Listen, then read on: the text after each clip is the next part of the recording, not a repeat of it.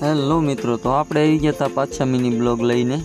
તો આપણે ઘરેથી નીકળી ગયા હતા અને પહોંચી ગયા હતા સાળીંગપુર દાદાના દર્શન કરીને આપણે પહોંચાડી દીધી ધંધુકા સિટી પાસ કરીને આપણે આગળ ફેદરા આવી ગયા દ્વારકાધીશ હોટલે આપણે રાખી દીધી ચા પાણી પીવા।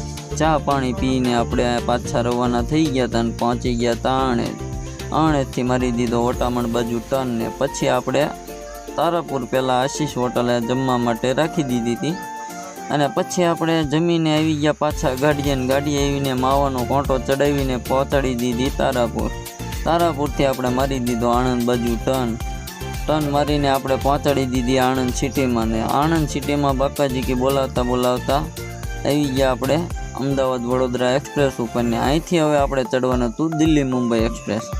એટલે આપણે ટર્ન મારી દીધો હતો અને પહોંચી ગયા હતા દિલ્હી મુંબઈ એક્સપ્રેસના ટોલ નાકે ને હવે આપણે સૂઈ જવાનું છે લાલભાઈને ચલાવવા દઈને। તો હવે લાલભાઈ ક્યાં સુધી હાંકે છે જોઈએ છીએ આપણે।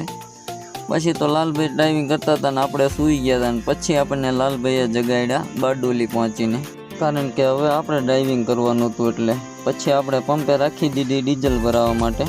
પછી આપણે ટાંકી ફૂલ કરાવી તો આપણે આવ્યું 18,000નું ડીઝલ। એ સાંભળીને તો આપણને ઘડીક તો અંદર આવી ગયા।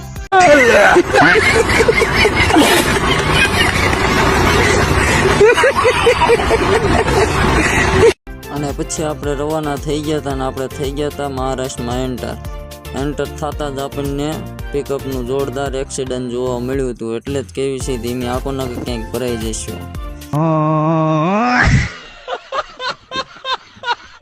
પછી આપણે આવી ગયા સાકરી ઘાટનો સુંદર મજાનો નજારો લેતા આપણે પહોંચી ગયા હનુમાન દાદાના મંદિર પાસે।